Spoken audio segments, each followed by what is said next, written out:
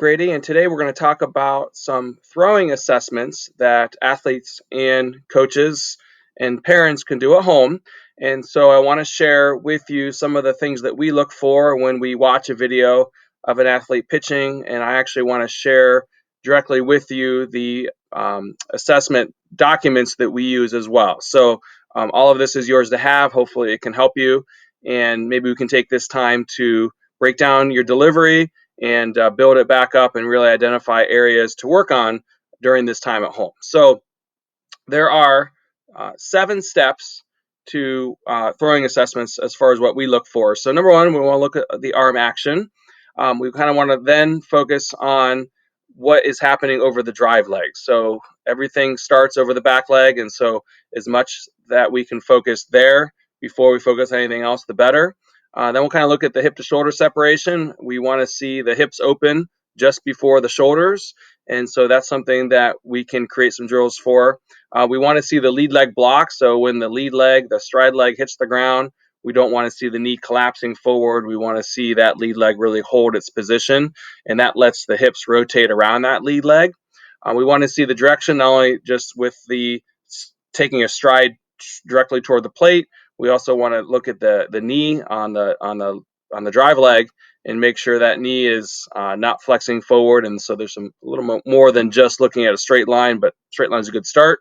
Looking at overall timing, is the arm early, is it late? And so we want to kind of see the video flow to see that and kind of determine that. And then where are we at release point? You know, a lot of times guys are too tall, and we want to see a little bit more extension over that lead leg. So anyway, that being said, this is a sample pitching evaluation that we used with our athletes for our training this last off season. And so I'm going to share this with you. Anybody that reaches out to me, I'll share this with. And this is just a sample. So this is one that's been filled out, but it doesn't have the name of any athlete here. And so the first thing that we look at is the upper body.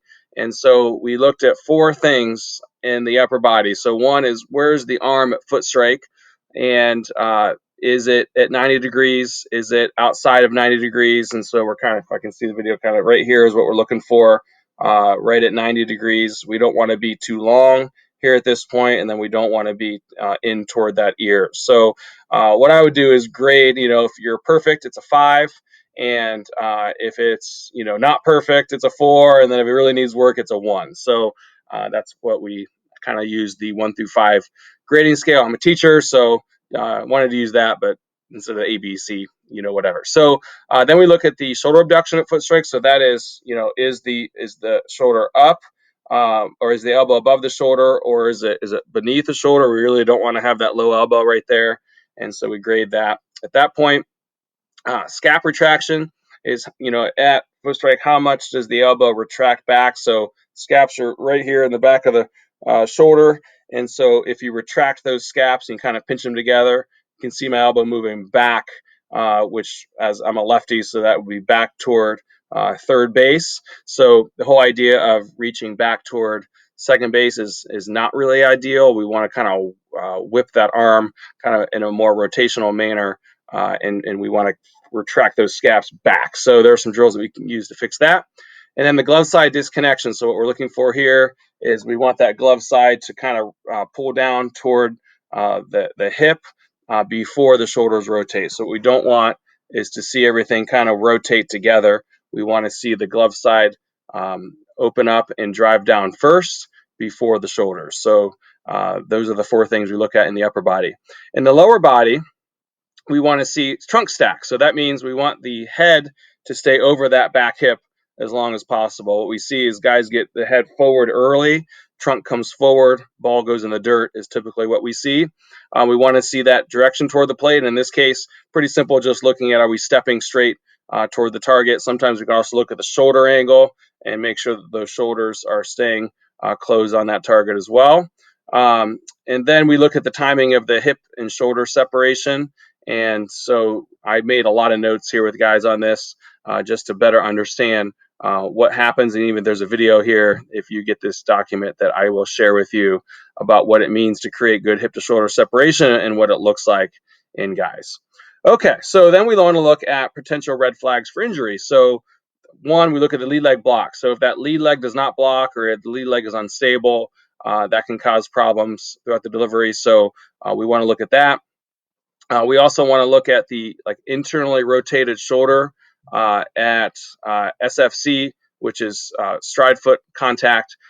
So we want to make sure basically that the arm really isn't in a poor position here. And so we want to make sure that the arm's not late, and we just want to make sure that is a good timing at that point. And so then we look at the directional control of the elbow extension. So basically that is the elbow, are we flying out? Are we kind of coming around as we throw? We want to make sure that we're driving that elbow straight toward that target. We don't want to have what's called forearm fly out, where we kind of come around as we throw. Arm coil after ball release, really we don't see that arm aggressively snap back after release point. And then here we actually start using the Rapsodo and looking at spin efficiency. So supinated would be if your release point is, your fingers are right behind the ball, you would have a high spin efficiency. If we start to supinate, then that means that middle finger starts to take over, and we start cutting the ball. And what will happen is Rapsodo will indicate that as a low spin efficiency on the fastball, and we call that kind of cutting the fastball. And so we want to see if that's happening. And so this is where some of the technology can take over. But our cue to guys is try to stay right behind the ball and feel both fingers come off that ball equally. We don't want to have a rotated wrist or cutting that ball at all. And then the last part is looking at excessive shoulder tilt. So if we tilt the shoulders, if we keep tilt, really causes our posture to go to one side, and so we don't want to see that head pull one side. Now some guys throw right over the top, and they really they do that well without excessive shoulder tilt or poor posture. But sometimes we really get off balance here. So again, each guy is a little bit different when we look at that. So hopefully this will help you in understanding some of the things that we look for. Again, everybody's different, but this kind of gives us a good way to start identifying certain areas that we could look at fixing mechanically. Again, if you want this, please shoot me a message and I'll make sure I get this form right to you.